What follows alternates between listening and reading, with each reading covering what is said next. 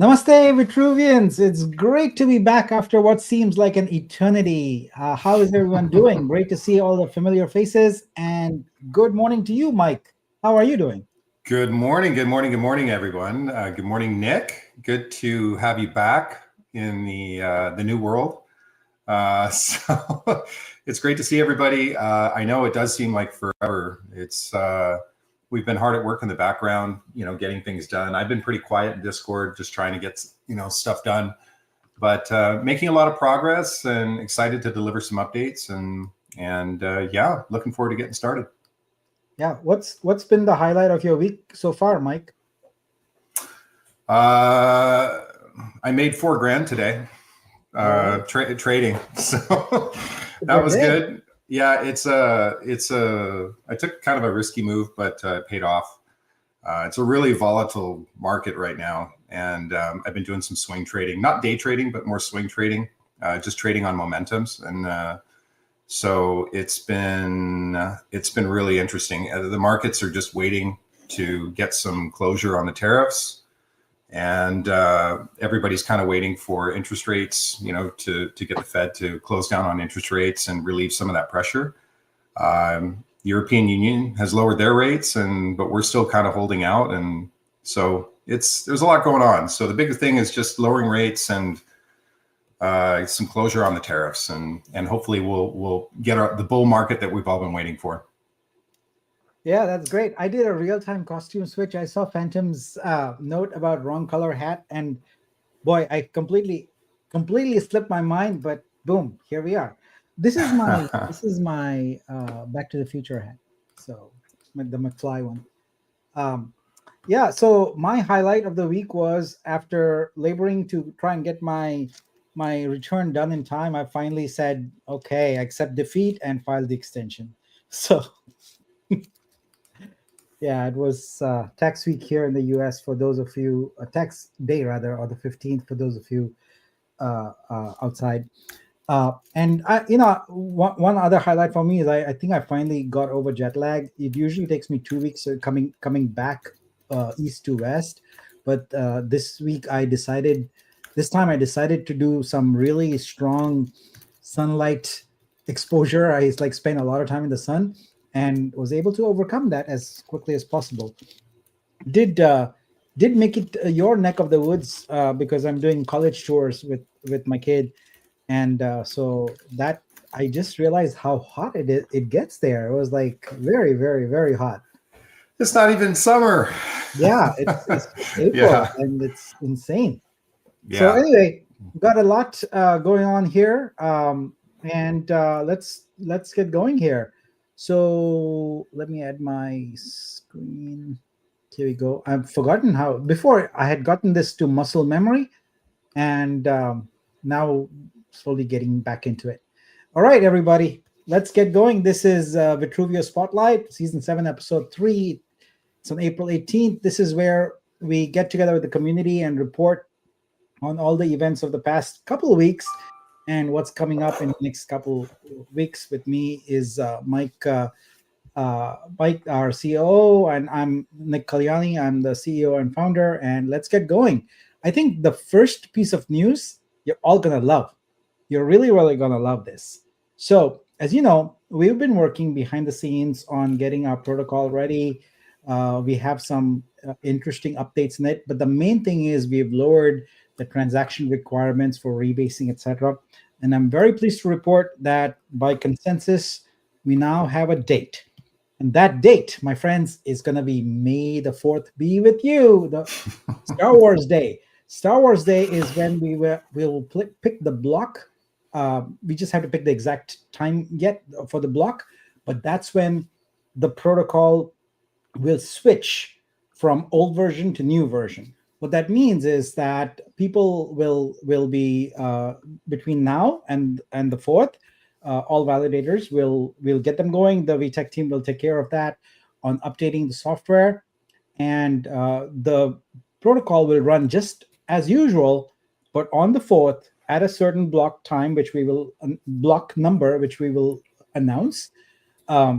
We switch over to the new rebase transaction volume system, and boom, That's when we want to start seeing more traction, more rebasing, things like that. And I think from some of the projects I'm seeing coming into the community, we're going to see some that transaction volume get there pretty quickly. And just to remind everyone, that's about 10 transactions per day. And before we had a 75%, 125% sort of 25% each way leeway, but that is gone. Now it's an absolute number.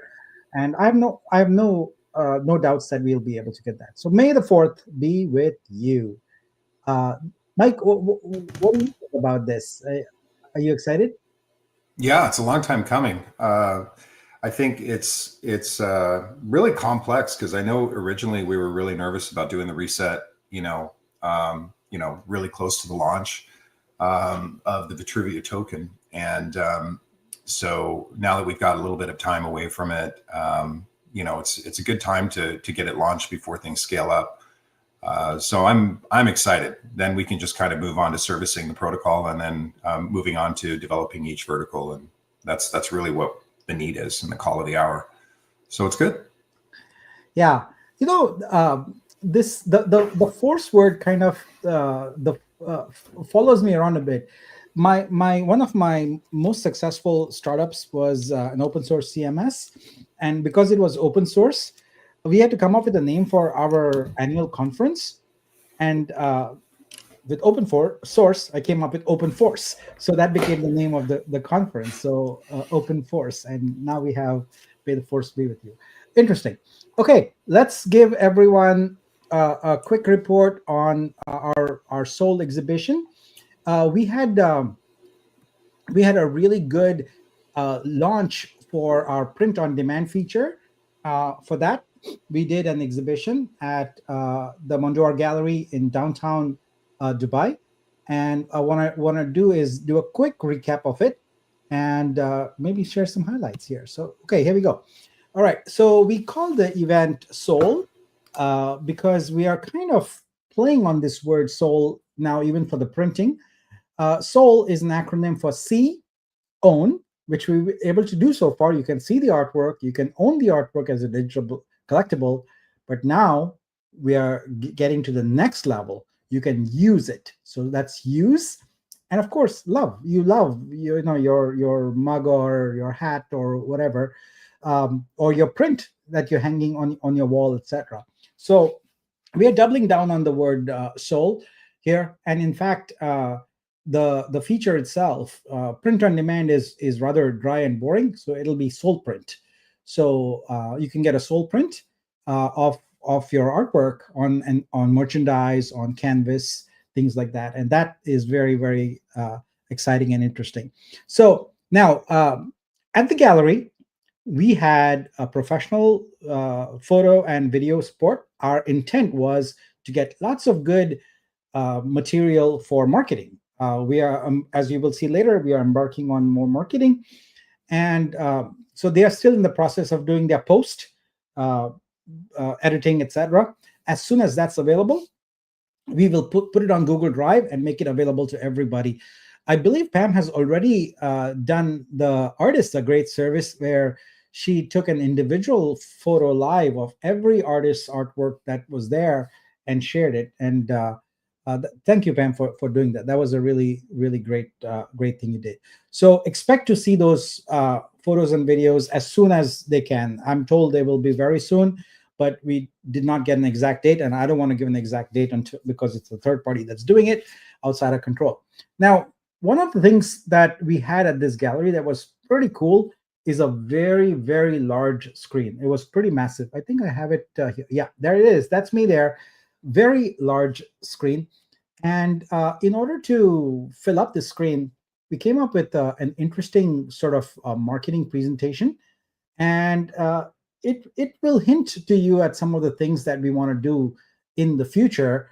We want to really, in terms of the print, the soul print feature, etc., really focus more on consumers, accessing and using this art. So what I want to do is I want to quickly, it won't take more than a couple minutes.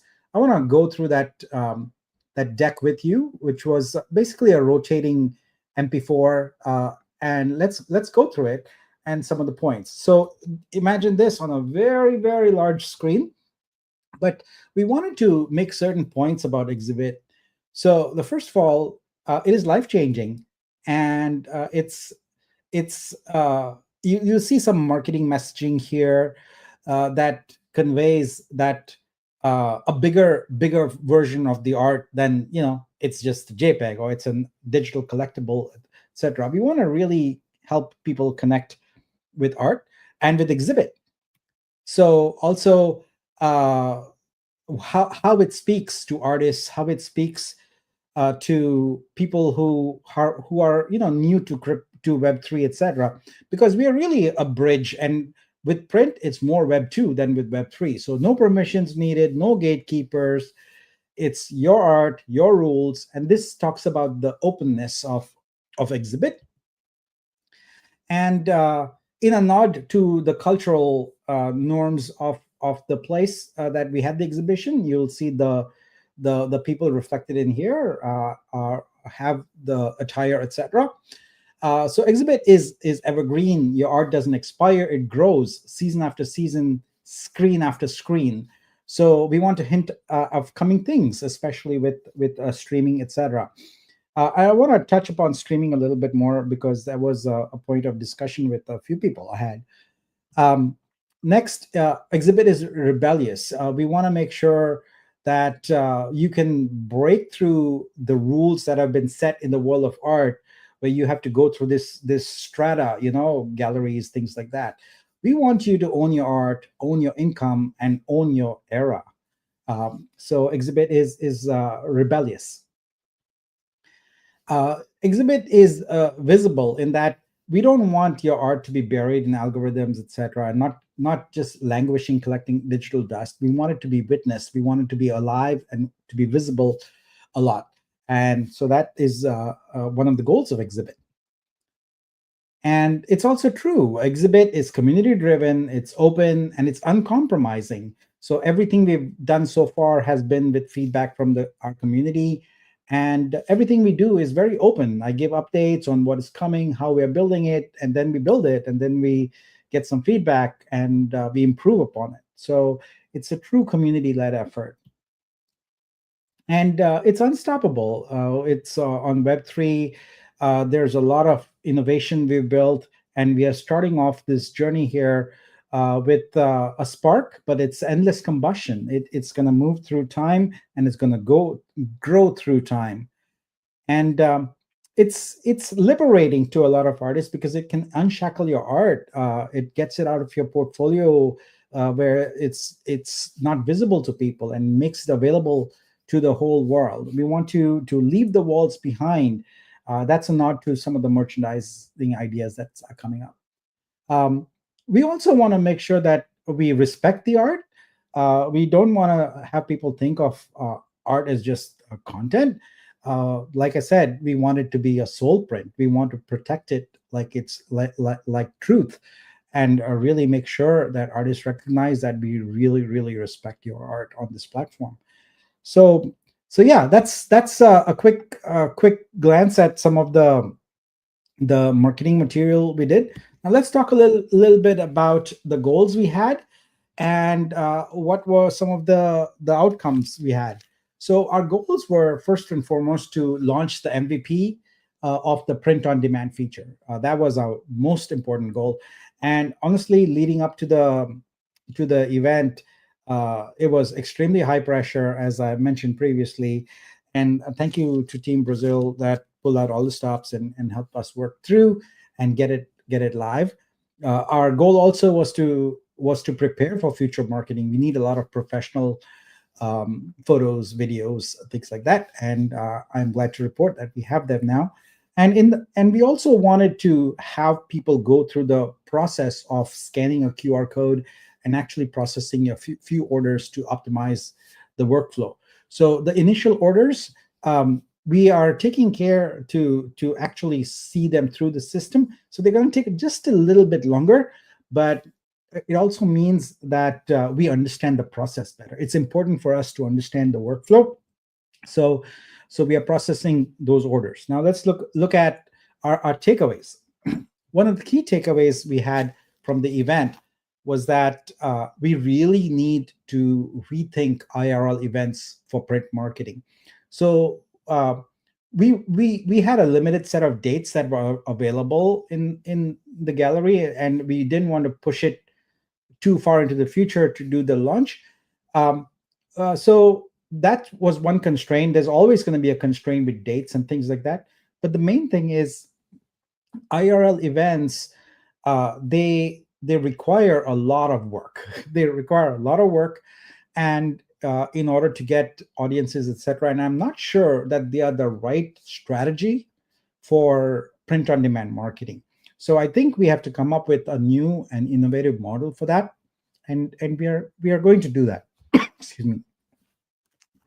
The next topic is the time frame required and to deal with the variety of layouts and things like that at different galleries. First of all, digital galleries are hard to come by. So either you mount your own screens or you go with a gallery that has screens.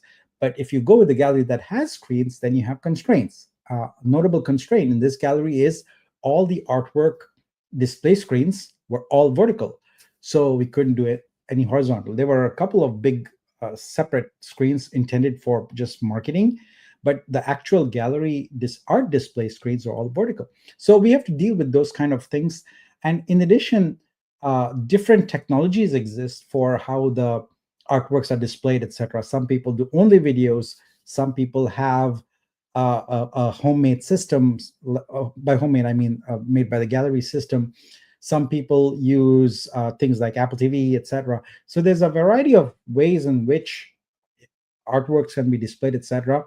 So I feel like gallery exhibitions really preparing for it and getting it ready adversely impacts our return on investment. So this is leading up to back to point one is not sure that that is the right thing to do, but we have to explore because we have to get artworks in front of people in order to be able to uh, get them to make those print orders. Of course, online is great, but to be able to do it in a concentrated fashion at an event where there are lots of people is going to yield us more sales. That's why they have like farmers markets and craft fairs and things like that, because you can get a lot of people concentrated and do some orders of that. So we'll work out our strategy and come up with some plans. There's going to be some experimentation there. Some of things will work, some will not work, but we'll get data and go from there. The one thing that I learned in talking to a few people, that the concept of seeing that art on those screens and picturing that in their home was very attractive to people. So we're really when probe further, until people are sure of the value proposition, they would not pay. So we really have to explore a freemium version of it. And a few people suggested a very good idea is that the freemium version could include things like the QR code, etc. So it becomes a vector for discovery of art and possibly people ordering art. So if there was a freemium version, not in the home, but for businesses, for example, if someone saw an artwork that they liked, they could also order it right there for themselves or for an office event or something like that. So there's some nuanced thinking to be done there. We are excited to do that. But let's talk about what this really meant for us in terms of our roadmap. So give me 1 second. I'll sip first a sip of chai.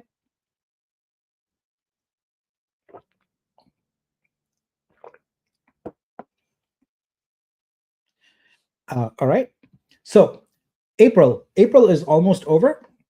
We have a little bit of work to do, and we can then roll out the print license to all the artists. We only enabled it for a very specific set of circumstances, and now we know that it works. We will go ahead and enable it for everybody. So that feature is coming up next, and that is our feature for April, where we will roll out sole printing for all artists. And then in May, we start transitioning Exhibit from sort of development mode to marketing and revenue generation mode. So May is where you will see a lot of planning and also a lot of our first steps in order to get the audience for Exhibit Build. I know people have been talking previously about, hey, what about marketing this and marketing that? But the thing is, uh, we learn very quickly in the world of startups that if you start marketing prematurely where your product is not ready, you lose your customer. You get one shot at them, and you have to have your product working so they are delighted when they come and try it out. And so now we feel we are there. We have cleaned up the messaging, we have simplified it, we've got search, and we've got folio, and we've got studio, and we've got the print feature very easy to achieve. We've got credit card support, and so that's what we are going with. And so May, we embark on that journey. So that is what's coming up. All right, switching over to you, Mike. Okay. Very good, very good. Yeah, those are exciting, Nick. I know I've got some ideas for Exhibit in terms of how we can execute on print on demand, and you and I will touch base this week to kind of go over some of those ideas, and they're actually really exciting. So I'm excited to share those with you. Okay, let's talk about Vlox Gaming. Obviously, there's a lot going on behind the scenes with Vlox and our first title. I'm just going to do a little bit of a recap, and then I'll catch you guys up to speed in terms of where we are in terms of the overall development milestones that we're doing, conversations that we've had with the development team, and all of that. But first, let's go ahead and read this together. This is kind of the vision and the mission statement of Vlox. At Vlox Studios, we're pioneering the next era of mobile gaming by merging the best of Web 2 and Web 3 technologies. Our mission is to deliver immersive, high-quality iOS and Android gaming experiences that feel familiar to traditional gamers while unlocking the powerful potential of optional Web 3 features. Through tokenized in-game assets, interoperable economies, and play-to-earn opportunities, we empower players to truly own, trade, and benefit from their digital achievements by building a hybrid gaming ecosystem. Vlox Studios is redefining how players engage, invest, and interact across the gaming universe today and into the future. So it's just kind of a little summary of kind of where we're headed. I've really been inspired by RWA, AI. Initially when crypto started, it was really purely a Web3 technology. It was a technology and architecture that was based purely in its own ecosystem. And what we're seeing now is one of the biggest things in the crypto space was adoption. Is how is the real world going to adopt cryptocurrency outside of just, degen, tokenomics and degen investments. And really that has entered into RWA, where we're building Web3 businesses for Web2 businesses. So we're actually still, we're trying to replace outdated Web2 business models and using the technology of Web3 to make the world more efficient. And that's really how adoption is playing out, where the bridge, a massive bridge, is being formed to combine Web 2 and Web 3. And my vision is I really want to do the same for gaming.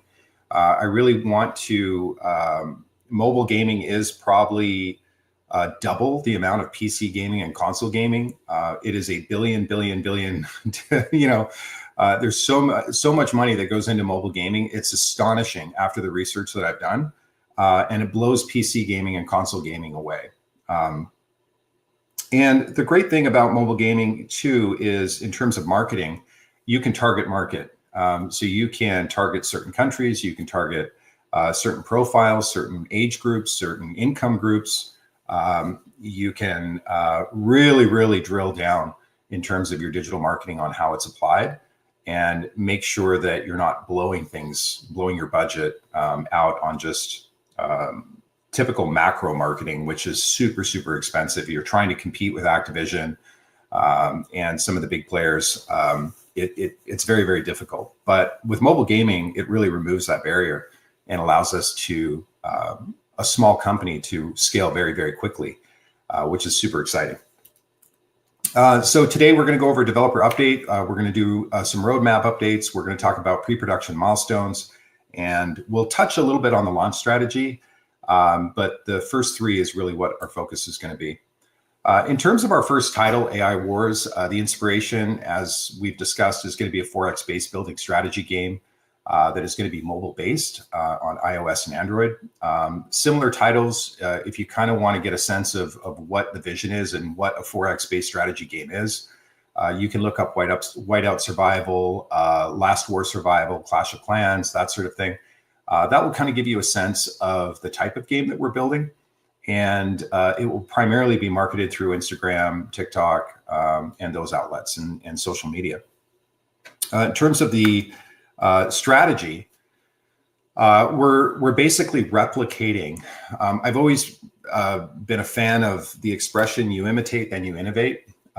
So anytime you're trying to launch a new product, a new company, you don't need to start from ground zero and try to recreate the wheel. What you need to do is imitate a business model that works, that's been proven effective.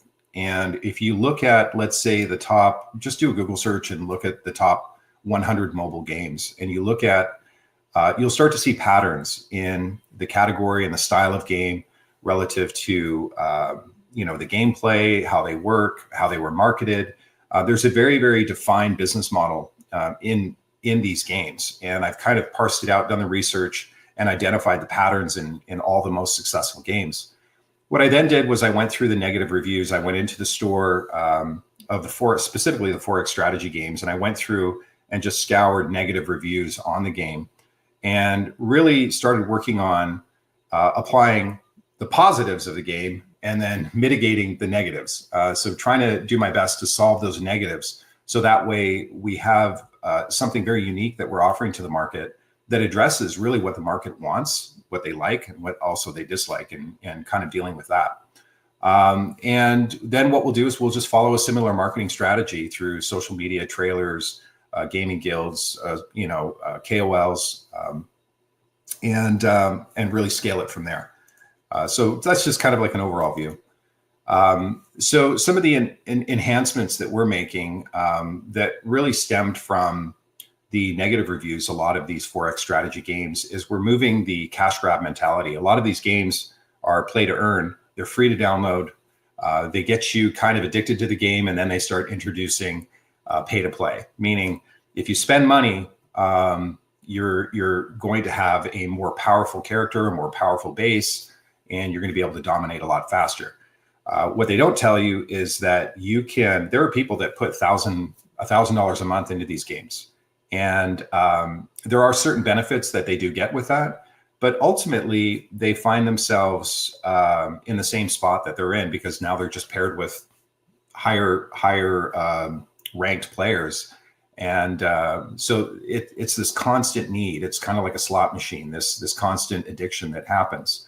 That's good from a business standpoint, but I think we can do better. And we're going to deal with some of those challenges within our model while still remaining relatively profitable and have a really successful title. The game will be 80-90% mobile with an optional Web3 pay to earn or play to earn business model where people can own their assets, they can own the features. So the money that they're putting into the game is actually treated more as an investment. And it will be tokenized, all the features and assets in the game for those that elect to have the Web3 component or upgrade. Everything will be tokenized. And then that way they can upgrade their base, they can purchase skins, they can trade. And even better is if you're done with the game, all that money that you've put into the game is not wasted like traditional mobile gaming. It's actually retained in it's tokenized, so it's all backed by the Blocks token. So then when we come out with a new title, you can then transfer all of those assets into the new game, which is a really interesting model. It's really incorporating RWA into gaming, and I think it has a lot of potential, and I'm looking forward to kind of revealing the plans that we have for that.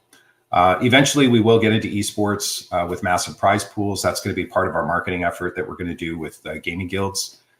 We're going to have a pretty sizable prize pool, get people excited about it, build the community, and then once the game goes to alpha, we'll have obviously an alpha test where certain KOLs will be able to test the game, give us feedback. We'll have a feedback loop, and then that way we can make some of those changes based on the feedback that we get, and then go into an official beta launch and then an official launch.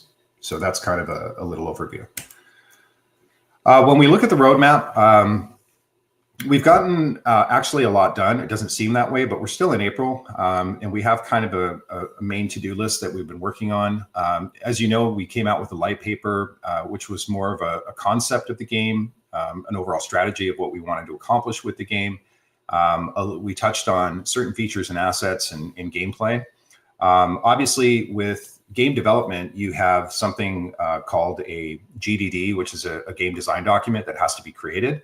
Think of it as a very, very detailed white paper. So our developer that we are working with right now, we had a chance over the course of the last 30 days, talk with them about the concept. We really wanted to vet them and make sure that they're going to be the right partner. They're a pretty large gaming studio, or gaming developer. They've produced over 600 games, which is really, really impressive. And then we'll be releasing all of this stuff once the MOU is signed. So we're going to, we had a lot of we've had probably 4 meetings at this point where we've gone through the light paper, really defined, a roadmap in terms of the development. We received the quotes. It actually came in under budget, which I was super excited about. There are 2 phases to the gaming development. There's a pre-production phase, and then there's the gaming development phase, and then you have the launch phase. So it's really 3 phases. And then after that, the 4th phase is really maintenance, patches, updates, and that sort of thing. In terms of where we are today is we are in the pre-production phase. And in the pre-production phase, the whole goal of the pre-production phase is to, we pay a fee, we get back a game design document, which details the exact game on how it's going to be laid out. We get an estimate on how much the game is going to cost. We then build a pre-sale or launch strategy for the fundraising for the game. We're also going into, we talked a little bit early on how we're going to do that and create the fundraising. We're going to be doing possibly 3 initial DEX offerings that are going to be public, that are going to be on launch pads. These are pretty big launch pads. So it's not, Pancake Swap or anything like that, or Pink Sale rather, is what I meant to say. These are specific to gaming. And the other component is we will be going also, because it's a Web 2 company, we'll also be going through some other conventional fundraising, like a Kickstarter platform. That specific launch won't have any crypto components to it. It will really just be for the game itself. And then the Web3 portion will be more on the IDOs. So in doing that, we can take a retail approach and then a crypto degen approach, and then diversify kind of how we're doing the capital raises. You have board games that have raised $7 million, just simple board games with figurines. So I'm building those 2 raises up and doing the launch strategy on that. I should have that done in May. Actually, I'll probably have it done in the next 2 weeks, and then we'll go into the official launch. But let me go through some of the roadmap in terms of what we've accomplished. The light paper review with the dev, we've done the refinements, and the game developer is we're doing about 3 or 4 milestones that are going to be from inception at the time the MOU is signed, all the way up to the deliverables for these milestones. And we'll be making them 4 payments, and then they're going to have to accomplish 4 milestones and then they're paid as each milestone is achieved, based on 4 different deliverables that we have. So that's kind of where we are today. We just had a meeting with them a couple of days ago. We clarified what the deliverables are going to be, not only for the pre-sale, but also for the final game, because we did get a quote to build out the entire game. And I had some concerns because the invoice or the proposal didn't quite match the light paper, so I needed to clarify some of those things. And so the first phase is obviously just going to be the pre-production phase, where we're really gearing up for the pre-sale. And the game design document is going to detail exactly what the game is going to look like, what it's going to do, all the different gameplay functionality that's in the game. So it'll be very, very clear. The Vlox Discord server is completely finished. We had a chance to get that done. Invitations, we'll probably start doing that towards the end of April. And so we'll send out, for those of you that want to stay informed on the roadmap for Vlox and certain development upgrades. And if you want to participate in the IDO, you're welcome to join the whitelists. We'll have a whitelist invitation with certain offerings that we're going to be offering for the Web3 portion. But the retail capital raise, where we're really building out that particular fundraising, that's going to be more on the retail side. And so if you want to participate in, let's say, the Kickstarter campaign or whatever, that's fine. You can do that. But it's really good, more geared for the Kickstarter community. In terms of what's next, is we're finalizing the MOU right now. That's why it's in yellow, with a developer for the pre-production deliverables. That's going to be done in the next day or two. And then at that point, we're going to move into finalizing the pre-production milestones. So we're going to be very defining what those deliverables are going to be leading up to the pre-sale. And then we'll have an official pre-sale launch date, which will be announced in the Vlox Discord. We'll probably announce it as well as in the Vitruveo, as well as we migrate over to Vlox. We're going to be focused on building an entire community for Vlox, not just the Vitruveo community, but really, reaching out and building out the Vlox community. There's going to be a lot of marketing that's going to go into, pushing out the Vlox narrative, the Vlox vision, who we are, what we're doing. And we really want to plant a lot of seeds in the gaming community about what Vlox is going to be doing, how we're going to be different, how we're positioning ourselves. We really want to be a gaming studio focusing on RWA and AI and this mobile Web3 hybrid version. So we're building out the marketing campaign for that, and we'll be sharing how we're building out that community, which is super exciting. And then you have cross-pollination. So obviously those people that are joining the Vlox server will also be pollinating the Vitruveo community as well. So we're hoping to get some crossover there, which is great. We'll then finalize the tokenomics for Vortex NFTs and Orbit, and we should have the official version 1.0 of the white paper, which is great. The game design document, it probably, it kind of trumps the white paper a little bit, and it will get to a point where as soon as the game design document is going to be done, that could take about 3 weeks. It really depends on where that fits in with the milestone. That's what we're figuring out with the developer right now. But the white paper and the game design document should match. So that's why I'm putting version 1.0. We're going to clean up the light paper a little bit, get the white paper on GitHub and or Gitbook, and then get everything kind of public, and that will all be published in the Vlox Discord. So expect some announcements on that whenever we have the invitation, and we'd love to bring over some of you if you're interested in the gaming portion of what we're doing. At that point, so all of this is going to be done in the next week or two. At that point in May, that's when we're really going to be ramping up for the pre-sale, and there's going to be a lot of activity surrounding that. I do want to say, though, I'm not going to go through all of this, but I will go through in June. You'll notice the last one in June, the last bullet point is light papers for the next 2 titles. So we actually do have 2 games that we're going to be developing in addition to AI Wars. AI Wars is obviously going to be the main title. The light papers for these other 2 games, obviously, once we get to the development stage, there's going to be a lot of maintenance that we're going to be doing with the Blocks community and keeping people updated and doing something major every month leading up to the beta launch. So in the time being, I've already worked out on 2 concepts of new games. They're amazing. And it really is not about battling or anything like that. This really is going to be more geared. I won't give up too much, but it's going to be super cool. I'm super, super excited of these future titles. So we'll have more to come on that. But that's a little bit of an update, guys. I know that the biggest thing that the community is waiting for right now is going to be the tokenomics behind the Blocks token, as well as the Vortex updates in terms of how that conversion is going to happen, in terms of the rev share through Orbit and that sort of thing. And be rest assured, guys, it is coming. I don't want to be reckless and just kind of throw out some random numbers and then have to backtrack. A lot of math is having to be done because this isn't just a gaming token. This is actually a ecosystem token. So I really need to make sure that the max supply, the circulating supply, all the tokenomics is really, really sound.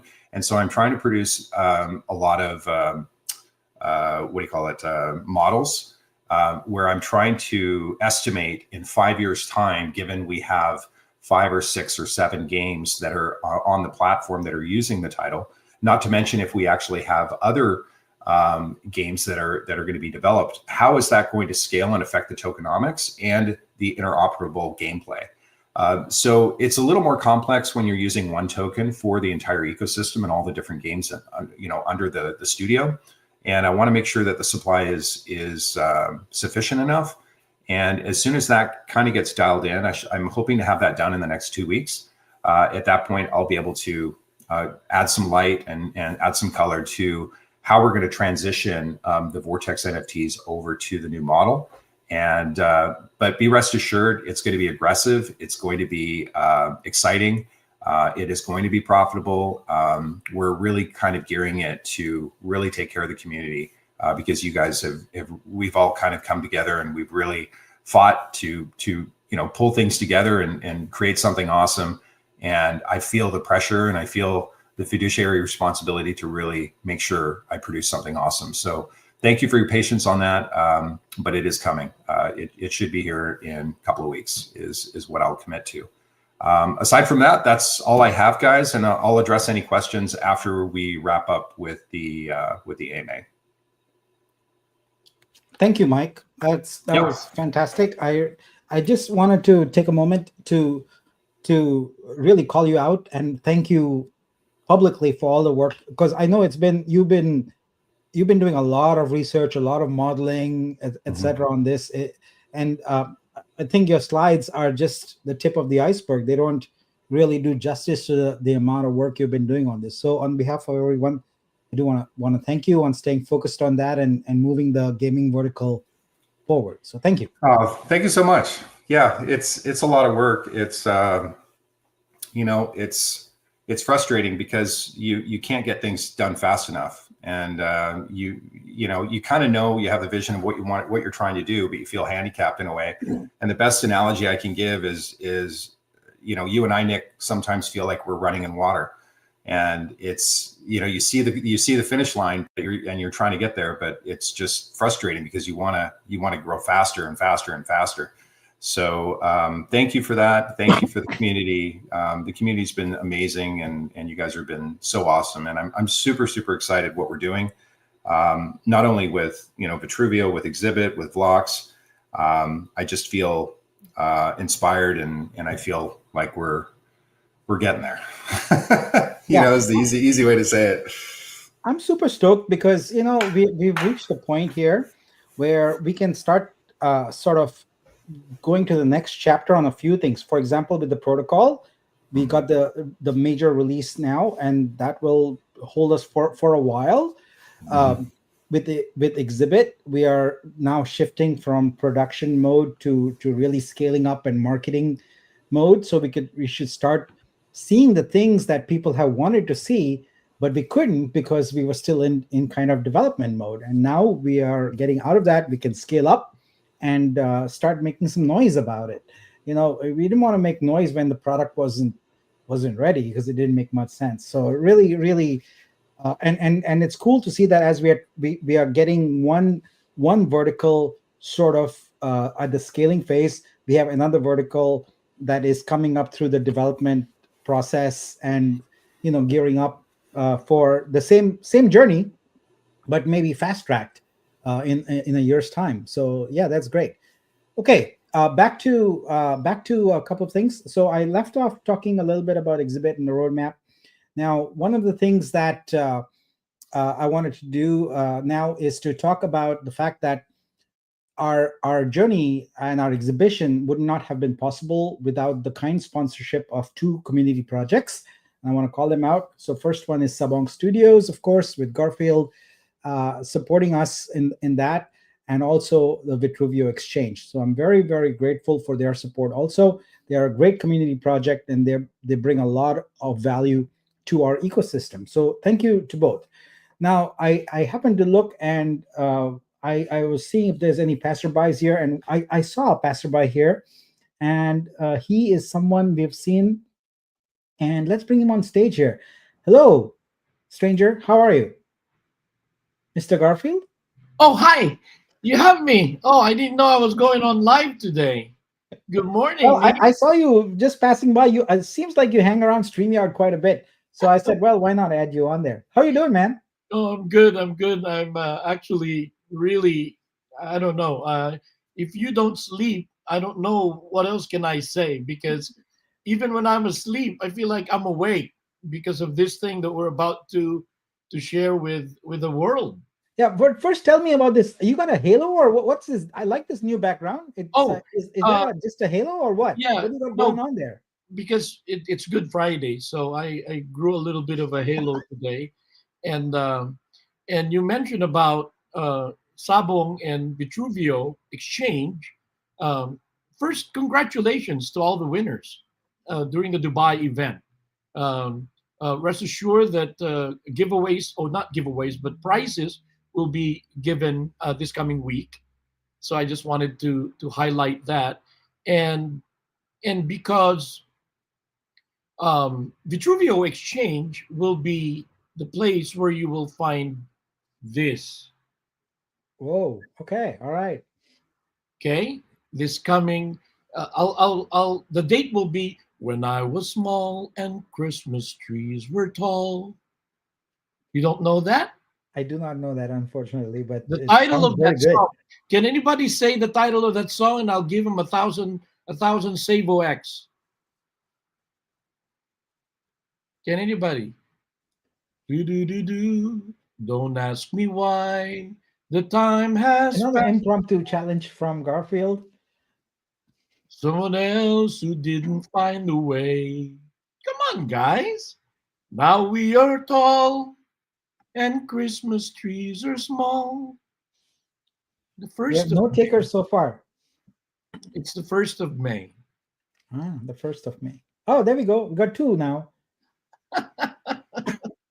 Rohan Okay. Rohan Lobo is the first. Okay. So Rohan, send me a DM me your wallet address, and I'll send you 1,000 Savo X. All right. So what have you been up to? You know, I've been since the beginning of the year. I've been thinking, brother. I've seen the sentiments in Discord. I've seen the work that you and Mike. I wanted to echo also what you said about Mike. That Mike, you're doing a great job, an amazing job, brother. And I also want to thank you personally for what you do, because the contribution that you give to the community is just it's amazing. It's like having different talents here in this blockchain compiled together, and that's why we're seeing results. I always believe that action speaks louder than words, and that's the reason why I wanted to share with everyone real quick that this coming Easter Sunday there'll be something that's going to roll out. That you and I have been playing with and have been talking about, have been, we go back and forth, back and forth, back and forth, and one of the things that really motivated us is this, Nick. What if we make Okay, what if we? Because I remember a motivational speaker from many years ago said this: if you make people money, you won't have any problem money coming into you. Does that make sense? If you make people money, you won't have any problem for the money coming into you. Because more often than not, people are driven by I gotta make, I gotta make, I gotta make. But if you focus on making people money, then money will come to you limitless. That's the motivation that you and I spoke about. The second thing is is Vitru, Vitro, and Savo. It's just a what if question. What if these three tokens, okay, from the project that we're rolling out, 15% of which is going towards to these three tokens? Just a what if question.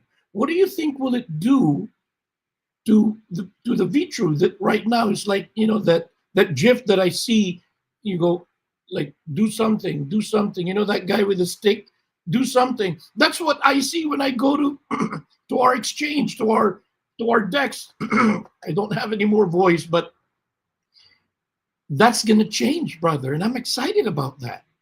It's gonna change because people are gonna gradually see the growth of Vitru and Vitro and Savo. That's the reason why we're listing Savo X in Vitruveo Exchange on May 1st. And so finally, the third the third achievement that we were aiming to get is when this chart starts to show organic growth, guess what? The world will begin to see. And they're going to want to see who we are, what we do, and even probably whales will jump on board, to test the waters or just dive right in. So that's why. And thank you for having me here, Nick. I just wanted to plug in that Easter Absolutely. Easter Sunday will be a big day for all of us, and the project will launch, ready to go. All right. It's So ready to super go. excited. I must say, I've been a little sort of uh, missing from Discord and all that, just because I've been working with you and collaborating with you on this project. I'm really, really excited because it represents a very unique and very exciting ecosystem collaboration. We need more of those. I like it when we can do a protocol level collaboration with a community project that benefits everybody in the ecosystem. So Because I that's can't what wait. yeah, that's what drives me, brother. And I don't need recognition for this, but this is what drives me. You know what JFK said back in the day: ask not what your country can do for you, ask what you can do for your country. That stuck with me because I don't ask what Vitruvio can do for me. Ever since the beginning that you started, I've seen your work ethics. I've seen how driven you are, and and so I began to ask myself, what can I do for Vitruvio? And that's what I'd like to challenge everyone to do. We have a great blockchain, and if we can figure out a way to ask ourselves that question, collaborate, partnerships, what can we do so that we can grow together? And that's what excites me. Super, super. Cannot wait for Easter Sunday. So before you leave, let's recap the three things that you've announced here. One is Savo X trading on Vitruvio Exchange on May 1st. That's right. Yes. Uh, Prizes for the winners of the Sabong Rooster Challenge coming up next week. That's right. And third one, which is the biggest one, is you got something going for the community Make people on money. on Easter Sunday. Do you plan on going live or doing anything like that? Should people set their watches or? Easter Sunday would be a very busy day for me, brother, because of the activities at church and family. But Yeah, but but you just do a post or something like that in that's Discord right. and It's announce so it. Yeah. amazing. You know why, brother? Because it's automated. It's automated. They go in there. They're gonna go.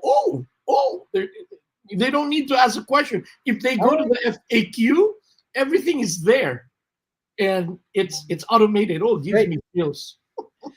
Thank you so much once again for joining us, and looking forward to Sunday. And thank you for everything you do for our community, Garfield. Thank you, Truly, Nick. Thank thank you, you. everyone. All right. Have a good day. All right, now let's wind up today here with a look at one slide. Let me bring that on here. As a reminder to everybody, I wanted to share this picture because it's been a while since we talked about it, but I wanted you to think about how we are organized now. We've been through some changes, etc., but basically what we have is the Vitruveo protocol. And we've reached a point now where after a couple of false starts, some and some changes, etc., we've reached a point now where we can start thinking about going with a truly decentralized approach for Vitruvio protocol in terms of all our contracts, things like that. We are now there. We are pretty much, I would say, 95% decentralized, and we want to get to a point where we are really truly fully decentralized. And then we have three well thought out verticals. There's exhibit, which is about art. There's blocks for gaming, and there's Flix Fund for movies. So what I wanted to do today was plant a seed that in the coming weeks here, we're going to talk a little bit about our strategy around really carving these out as entities that have their own roadmaps, have you're already seeing that. Mike just presented a great roadmap for Vlogs. I talked about what we are going to do with exhibit, and we've not forgotten about Flix Fund. It's just we just are running out of bandwidth. That's the problem, but we are doing work on that also. So I just wanted to plant the seed here that in the coming weeks you're going to hear more about our strategy, and we welcome your feedback also on how we can really make sure that all these businesses thrive. So I'll leave it at that. Mike, you're back. Let's take some questions now. Yeah, I've kind of scoured it, and I don't see tons of questions. Now's the point, guys, where we can do some Q&A. I will say I don't see this question, but I'm sure we'll get it in the Discord. Some of you may be inquiring about the Vitru token on Weeks. We're in communication with Weeks. We're just doing a slight change. We may try to switch that over to the BSC protocol. So just stand by. We're in communication with the Weeks team, and we're getting everything aligned to resolve that issue. So if there are any questions on that, just know it's being worked on, and it's all going to be positive at the end. So thank you for your patience on that. Yep. And I'll commit to working with Pam, and we'll do an online space for artists next week, where we go into more detail around the print feature, because as part of the exhibition, we had some learnings and we changed a few things for the better. Actually, we made it much easier, much less friction for artists. And I want to cover that and make sure that everyone understands what they need to do, which is very little, in order to have print support. Yeah. So we had a question from Sunny about listing on other exchanges in Q3. Absolutely. But here's the thing. We really need to stabilize kind of what we have right now. Once we feel like we've got everything stable on Weeks, we build up the liquidity a little bit, and we actually have a strategy to inject some liquidity, as well as doing some treasury buybacks on some existing coins. And Nick and I still have to talk about some other things in terms of the supply that some solutions that we're going to work to get some of that resolved, so that we can have a really healthy token.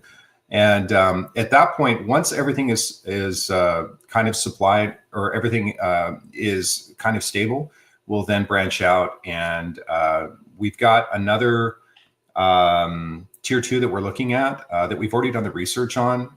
Before Weeks, we actually had another tier 2 that we were looking at launching on. We will have the capital in order to do that launch. It's a pretty big tier 2, so we're excited to release that. Q3, yeah, I think that's a possibility. Q3, possibly Q4. We'll just see how it goes, but I think that's reasonable. I don't think that that's unreasonable. We had another question about, have you thought about a Monopoly type game, but based on crypto? So yes, I have thought about that. And the game that I'm coming out with after AI Wars touches a little bit on Monopoly, but it's not quite a game. So I'm just going to leave that little teaser. But if you can imagine Monopoly, Civilization, Sims, but in the real world. So that's kind of like a little hint of what's planned. But it's going to be massive. It's super, super, super cool. So I'll have an update on that. In terms of Flix Fund, yeah. So biggest thing, guys, is one of the things that Nick and I have struggled with is bouncing from project to project. If you know that maybe 2 months ago, maybe 3 months ago, I hinted that once we get the Vitruveo token, we get the protocol stable, the next step is going to be assigning department leads to each of the verticals. And in essence, you can see that playing out. Me being the primary lead for Vlox, Nick being the primary lead for Exhibit. And the goal is to really embrace a decentralized protocol. So that's kind of the direction that we're going in, and we're kind of building things out. In terms of Flix Fund, we really want to get finish the MVPs for obviously Vlox as well as Exhibit. And then once those MVPs are done, we've got some capital injection in those projects. We're then going to be able to expand into Flix Fund. Flix Fund, the only benefit for really launching Flix Fund right now is, VC capital or institutional capital for Flix Fund. Even though that sounds awesome, it's just another thing that we have to get to when we're in full execution of, print on demand as well as in the middle of a pre-sale launch. So it's more of a timing issue. Flix Fund is still a very viable business. We are moving forward with it. If you guys kind of want to have a vision of what we're doing, look up Legendary Films, do some history or do some research on the founder of Legendary Films and his methodology on how he invested in films. We're going to follow the same kind of model, except we're going to be introducing Web3 solutions for that model. And we're going to be executing on that pretty soon. So the biggest thing is, let's get the pre-sale done for Vlox. Let's get print on demand stable, address any UI, UX issues. We're going to make some tweaks there, and then we'll be able to take on Flix Fund and tackle that. But definitely really excited about it. I'm super passionate about that, and there's definitely a need for it. So it's coming. So there's a few reports of Exhibit Live domains having problems because one of the SSL certificates expired. I just want to let everyone know that problem has already been fixed. So it should not be a problem anymore. Yeah, I'll address this one as well. When will the double verse be distributed from January promotion? When will the Vitru staking for verse and January promotion show in scope? And let me add a couple of more. When will the LP pool promotion be done? I've even gotten word that there's a couple of Vibe isolated issues that people are waiting for. So just so you know, Biz is the one that tracks all of the promotions. Every Wednesday we have a meeting where Biz will kind of remind us, hey, there's still an outstanding promotion. So I expect, Nick, do you think we could probably get this done in maybe next week or something like that? I specifically announced that we would be targeting these things in April. My priority for the earlier part of April was to get the print on demand done. And I've allocated for these things giveaway things to be handled the week of beginning April 27th. So those 4 days, I'll focus on getting that done. So everything is the when question of when will I get this, when will I get that. Basically, the priority is shifted from prioritizing giveaways to prioritizing revenue generation. Really, that's what we are focused on, because it's pointless to give away things and you have them if there is nothing to back it up, we need to have revenue generation. Yeah. In terms of the liquidity pool, this question here, if we join the liquidity pools, do we need to include multiple NFTs and transactions if we added liquidity?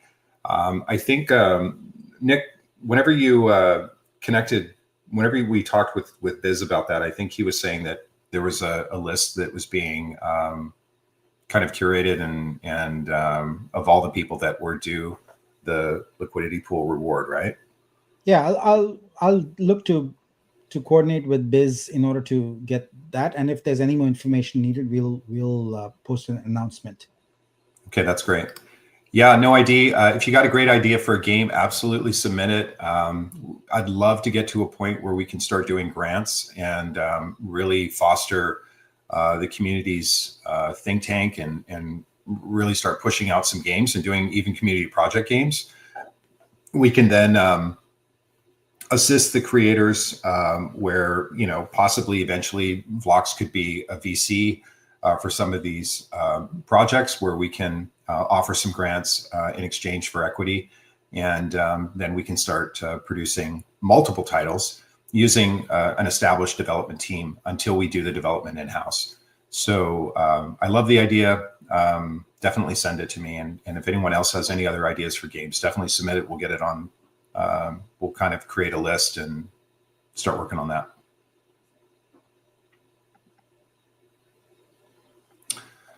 Let's see. That's about it. Yeah.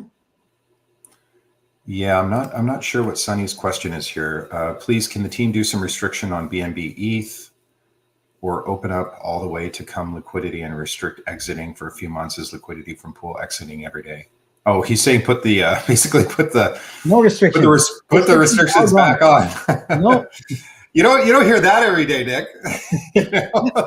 Can we have more restrictions, please? Okay, I love it, Sunny. Keep it open. I love it, Sunny, and I'm actually in support of that. But we really do want to keep things. We're trying to go the direction of more decentralization, more open, less restrictions. Yeah, it sucks in the immediate time, but I'm telling you, it is a mistake. If you're liquidating and selling at 7 cents the Vitruveo token, it's a mistake. That's just my personal opinion, not financial advice. Do what you want, but in terms of what we have coming, I don't think that would be the right course of action. There's this question on CSV export, so I want to address that. So we use Block Scout, and we've made a decision to not tamper with it, because once we tamper with it, we are ineligible for smooth upgrades. So the CSV export feature, a bug, is a Block Scout bug. If you go and do a little bit of research, you'll find lots of people talking about it online. There's nothing we can do about it until Block Scout fixes that bug. So it's not about us enabling or disabling. It's a bug in Block Scout, and we won't be modifying Block Scout, because then we get out of the smooth upgrade path. Every upgrade then becomes a nightmare. So we don't want to do that. So unfortunately, we have to wait until Block Scout fixes the problem. Mm-hmm.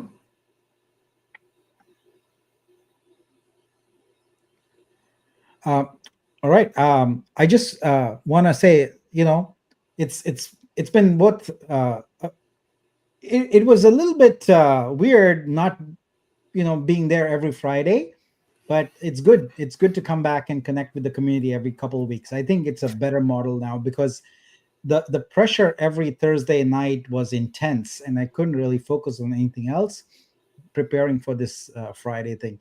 So now it's better. I can do things, etc. In fact, this afternoon I'm going. Google has an incubator called G Combinator, and they have an AI event they are doing this afternoon, which I'm going for with a couple of friends, about how to use AI for global good. You don't hear that too often. So it's always you hear about AI destroying the world, but AI has the possibility for doing global good.